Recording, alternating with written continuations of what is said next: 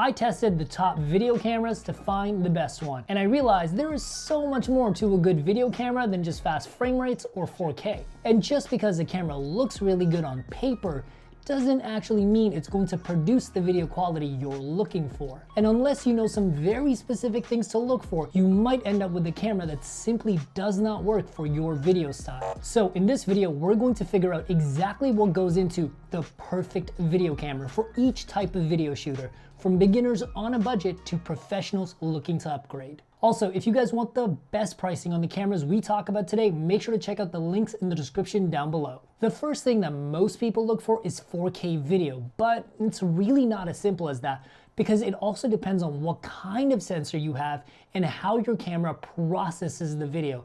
That's why the Canon R7 is so unique. It has a 32 megapixel APS-C sensor, which is incredibly high resolution and can technically produce 7K video, which is a lot more than 4K. But the cool thing is, it actually takes that 7K video, upsamples it into a 4K video, which means you get a 4K video but with the detail and clarity level of a 7K video. And it shoots this at both 24 and 30 frames per second in 10-bit color with C-Log for advanced color grading, making it a great camera for not only casual users, but also professionals that really want to go in and fine-tune their video look. The R7 also allows you to shoot 4K at 60 frames per second for 2x slow motion, but there is a problem. The R7 does not upsample the video in 4K 60 mode, but it's still 4K video. There is a 1.8x crop mode with 4K 60, which does upsample the video, making it sharper. And the R7 still shoots full HD at 60 for 2x slow motion and 120 for 5x slow motion. And the R7 has really fast and reliable autofocus with intelligent subject tracking for people, animals, and cars. And I know we're mainly talking about video, but I should point out that the R7 also shoots 32 megapixel photos with 14-bit RAW in 15 frames per second mechanical mode and 30 frames per second in electronic shutter mode, making this a blazing fast photo camera, great for sports and action. In terms of design, the R7 is really better suited for photos, but the design is still really simple and straightforward. And one thing that I absolutely love about the R7 is that you can also add a speed booster to get a full frame field of view. By having a larger field of view, you're going to end up with a much more cinematic video. Although I would recommend a more cinema style body for someone who's a professional user,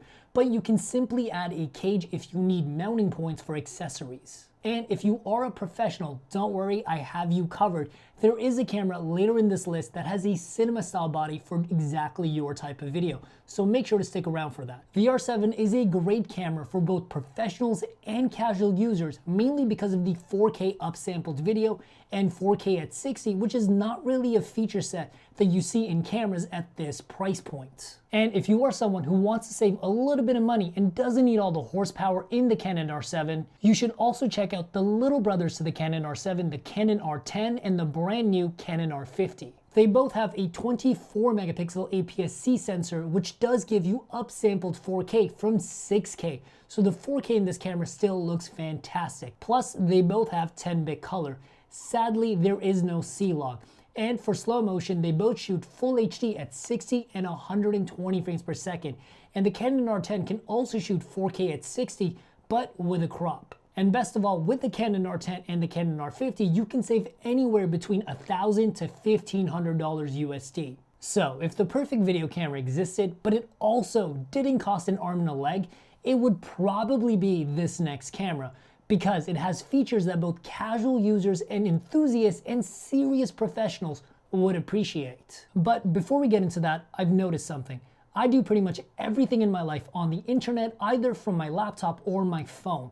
It's where I research all the gear for this channel and also where I buy all of my camera gear. And my internet browser is also the most vulnerable place on all of my devices, because it's where I store my credit cards, my address, and also where I access my YouTube channel. And that makes my computer, more specifically my internet browser, a gold mine for scammers. And if I'm not careful, I could get my credit card stolen, my address leaked, or worse, I could get my YouTube channel hacked. And that's where Guardio has been tremendously helpful. Guardio is a really simple browser extension that acts like a first line of defense because it works to stop any potential threats before they even have a chance to infect my devices, including pop-ups, phishing scams, and fake websites. And it works on both my laptop and my cell phone with real-time alerts just in case of a data breach. And this is extremely important if you're a business or you work with a team. Your data is extremely valuable. You can go to guardio.com/techthroughTheLens and get a really affordable protection plan for only as little as $9.99 a month. You can also scan your browser for threats for free and get a 7-day free trial to the premium features such as real-time threat removal. And for those of you guys watching this video, they're also offering an additional 20% off their very affordable $9.99 a month plan. And they also offer Guardio for Teams so you can protect yourself and your business. Now let's jump back into the video. So the perfect video camera that doesn't cost an arm and a leg and also has features that enthusiasts, professionals, and casual users would want definitely has to be the Sony FX-30. The Sony FX-30 has a 26 megapixel APS-C sensor, and that sensor does some really unique things. The 4K in this camera is upsampled from 6K, so the quality is pretty close to that of the Canon R7, but it does something even better. It shoots that at 24, 30, and 60 frames per second. It's upsampled all the way through, and it also has a 4K at 120p mode with a crop. This makes the FX-30 much better than the Canon R7 when it comes to slow motion, and the FX-30 still shoots full HD at 60 and 120 frames per second. And the autofocus in the FX-30 is just absolutely 10 out of 10. It never loses subjects. It tracks everything flawlessly. It's just as good as the R7, if not a little bit better. The one drawback in the FX-30 is that the photo mode is garbage. There's no RAW option and it only shoots single JPEGs. It's not really ideal as a photo camera, but again, we're looking at the FX-30 for video. But there are two other things that the FX-30 does that make it really unique in this category. The FX-30 has a dual base ISO of 800 and 2500, so you can shoot this camera at 2500 ISO in low light conditions and get almost zero noise. And it also has Cine EI mode, which is a complex professional feature, but it comes from the FX-3. So if you are a professional, that's a feature you definitely want in your camera. And the FX-30 also has S-Log and Cine Gamut modes for professional color grading. And the second and the best thing about the FX-30 is that it also has a cinema style body. Now, what exactly makes the cinema style body so good? It still has a comfortable grip and it's really good for on-the-go shooting, but the way this camera is set up with the buttons, the menus, the ergonomics, it's perfect for fast-paced environments. And if you're a professional, this is definitely a camera you want to be using. And on top of that, it also has an audio handle that you can attach to the FX-30, and it's only about $500 to $600, but this gives you XLR audio in your camera. This is a must-have for people that shoot documentaries and interviews and need top quality audio. And just so you guys know how much I really love the FX-30, I have one.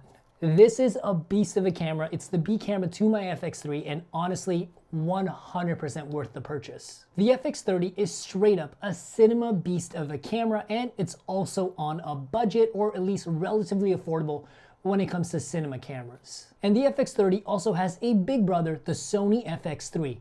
Now this camera is a lot more expensive, but it's definitely worth it. The bodies are exactly the same, so you get those cinema grade ergonomics in your body, but the FX-3 has a 12 megapixel full frame sensor. Now full frame gives you a much more cinematic video, but it also has a dual base ISO of 640 and 12,800. And I've shot this camera clean up to 60,000 ISO. If you need a low light camera, the FX-3 is definitely top dog. And the FX-3 also shoots 4K at 120 frames per second with zero crop. And it does full HD up to 240 frames per second. The one downside of the FX-3, apart from the price, is that because it's a 12 megapixel sensor, it does not upsample from a higher resolution. You only get native 4K. And if you want the best quality, you definitely want to be upsampling your footage from a higher resolution. Now, is there a camera that does full frame upsampling from a higher resolution and is still an affordable camera for both casuals and professionals? Yes, there is. and that's the Canon R6 Mark II. At first glance, it actually looks like a bad video camera, but once you dive in deeper, you realize the R6 Mark II is maybe the best camera out there today for not only video, but for everything. The R6 Mark II has a 24 megapixel full frame sensor, so you get a very cinematic look, but it also upsamples from 6K resolution in all of its frame rates. The R6 shoots at 24, 30, and 60 frames per second, and that is again upsampled from 6K. It is 100% worth your money. But the best thing about the R6 is that using an external recorder like the Atom's Ninja, you can actually get 6K RAW up to 60 frames per second. And this is great if you ever have bigger projects, commercials, short films, and instead of renting an expensive cinema camera with insurance, lenses, all that good stuff, you can just use your R6 Mark II and rent a cheaper Atom's recorder and get a cinema level camera. And the R6 Mark II also records full HD up to 180 frames per second with zero quality compromises. And just in case you want to shoot a little bit of photos, it also shoots photos at 12 frames per second in mechanical mode and 40 frames per second electronic shutter mode. This camera is a beast all the way through, and the autofocus is phenomenal. It's just as good as the R7 autofocus. It has really good subject tracking for people, cars, and animals. When it comes to the body, the R6 is pretty similar to what you expect from a Canon mirrorless camera. It's a solid body, great user interface, but one thing that I really like that they added on the R6 Mark II version is that it now has a knob to switch between photo mode and video mode, so you can flip between the two very quickly. Now, I do wish the R6 Mark II kind of came in more of a cinema body, but once again, I recommend getting a cage for it if you want to mount accessories. Overall, the R6 Mark II is a beast of a package for not only video, but photos as well. And if you guys want to get the best possible pricing on your R6 Mark II or any of the other cameras we talked about today, make sure to check out the links in the description down below, and I'll see you guys in the next video.